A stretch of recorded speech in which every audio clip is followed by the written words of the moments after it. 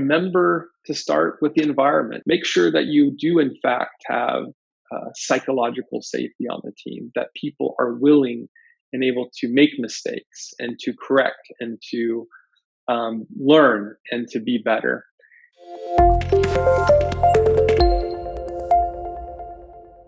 This is a snapshot of our innovation system at Pendo as of today. And I would say some parts we're really advanced on, some are a little bit still in flight.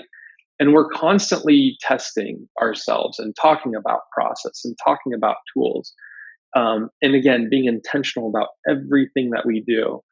So our five components are strategy, discovery, delivery, product operations, and design system. Now, I've now given this talk a couple of times, and I've started with this, and I ended with the environment, meaning the environment is absolutely part of our innovation system. And I ended with that because I thought, oh, and by the way, you need to make sure your environment is one that cultivates creativity and innovation and safety. And the feedback that I'm perceiving as I share this with a live audience is that this is one of the most important parts. In other words, don't do all of these things and ensure that you have a good environment. Start with the environment. Make sure your environment is one that, again, engenders the type of failure and risk taking and innovation that's required to do the other things. So in this presentation, I'm going to start here. So let's talk about environment. Well, as many of you know, there has been a bunch of studies on what it takes to really the parts of the environment that are so important for things like innovation, for high performing teams. And in fact, Google, and if you remember, it was something called Project Aristotle, where they spent a lot of time and resources to understand what are the factors. Is it where they went to school? Is it the management courses they took? Is it their level or ability to code? Like, what is the thing?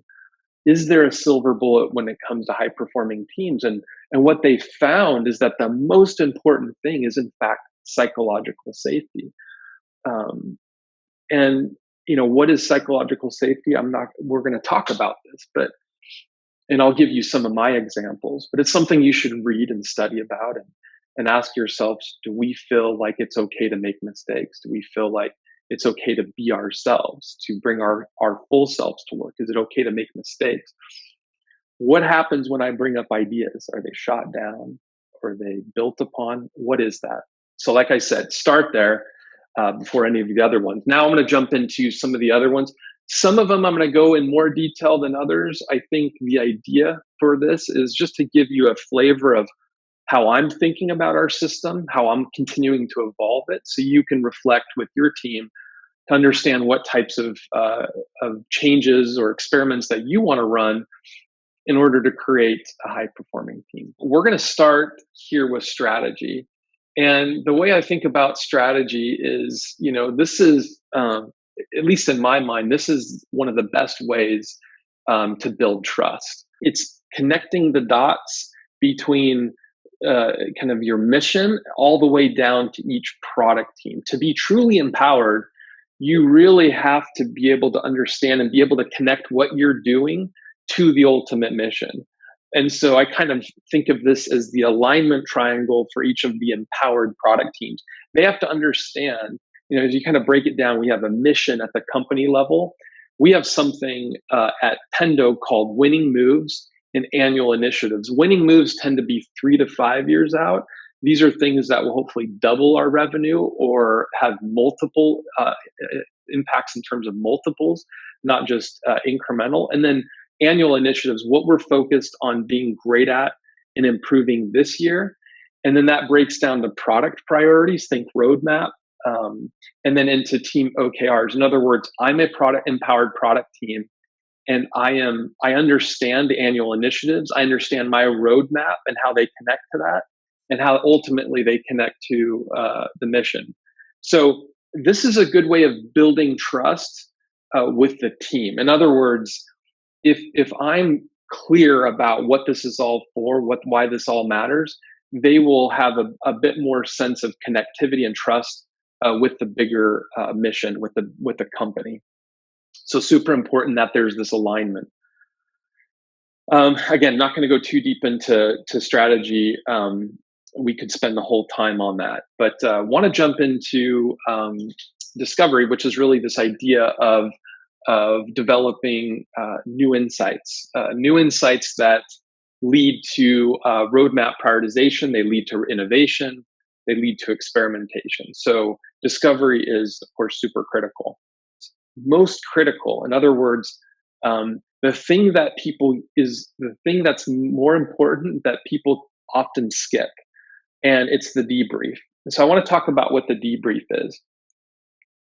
So a debrief is really important, where after you've done, whether it's the customer immersion, the customer visit, observing the customer, that same team that was there. So in the case of three of us, when we go back to the office, the first thing that we do is have this debrief.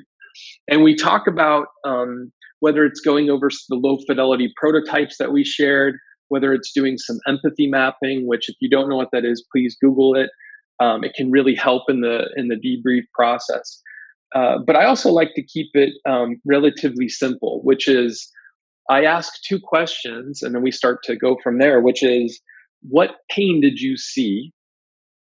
And what were you surprised by? In other words, when you were visiting the customer, did you see any new pain? Did you validate pain that you already believed existed? And then in terms of surprises, what surprised you? And really taking note and circling those things, and really taking delight in the idea that you're surprised or that you see new pain, and then being able to share and debrief that with the rest of the team. What did you see? What did you see? And from there, you're able to distill very powerful insights. Okay, moving right along to delivery. So the one that I want to focus here, and so you can see under delivery, we have the roadmap itself, resource allocation. So your resource allocation process in the context of delivery is very important. Here at Pendo, we write things called feature briefs or specs or opportunity briefs. There's a lot of different ways to describe these. And then, of course, there's a high fidelity design handoff, in contrast to discovery, where it's much lower fidelity, so that we can share with our customers and they're not afraid to give us harsh feedback. And so the one area that I want to focus here is building better roadmaps. Now you would say, Brian, that's not the problem. That's the easy thing. I actually agree. Roadmaps are not necessarily that difficult. They're not the hardest problem to solve. But the way that we look at roadmaps is vehicles and tools to be able to communicate with multiple stakeholders, different stakeholders. And so I want to share just a couple of examples of two different ways to think about your roadmap for different types of audiences. And because I think, again, the hard part is kind of understanding the data, the context, the brainstorming, the insights, to be able to come up with the ideas, to make the trade-offs, to then get to the roadmap. The roadmap is just, okay, it's the finished deliverable, it's the finished part of that process, and now you need to communicate it. All right, moving on to product ops. Well, the big question will be, what on earth is product ops? It's not something that's, I would say, novel, in that the work that these teams are doing are new. But the concept of it and having it be part of the product team and the why behind it, I think, is getting more and more clear. I think about product ops, and by the way, this is evolving. This is something that I just recently tweaked based on our needs. Now, your needs could be very different. This is specific to some of our needs. So number one, just connecting the dots. We talk about being able to interact with the front line, with internal stakeholders, understanding, for example, the top accounts that are at risk highlighted by CS. I've mentioned customer commitments, so as sales is trying to close business. How are we all working a process to ensure the things we're committing to are strategic, they're aligned with our roadmap. And then, of course, all the feedback, all the product requests that our frontline hears. How do we enable them to be able to share that, and then to be distilled in a way that can be consumed by the product manager. The second one is a newer one and specific for us. I would imagine it could be true for others too. But we when we think about, let's say, our Sev 2, our Sev 3 um, bugs that happen, of course, our production bugs, we and issues. These basically the product ops teams helps working with engineering route some of these issues to the appropriate team. And then this last one has to do with launch readiness. The ops team really helps us ensure that we're not cutting corners, that the criteria and the standards that engineering has defined, that design has defined, that product is defined are met at the different stages, of course, with increased fidelity as you get closer to GA. Last, and I'm going to touch the lightest on this part because it is a system within a system. We could have a whole, again, presentation on just design system, but from a product leader perspective, I do want to highlight its importance as part of this system. And so if you are, whether you're a startup or you're a larger company, you need to have the conversation about what is our design system in context to the maturity of our platform or our product. The way I think about design system is something that describes the intent of your design. In other words, the clear sets of rules, and kind of from there, knowing what you can and cannot break. There was something I also read, and I like the definition of this, which is a design system maintains the visual and functional elements of your organization in one place. Again, these systems are the things by which the system is the mechanism by which you can consistently and repeatedly deliver outcomes so that you can create that trust and that brand of a high performing team.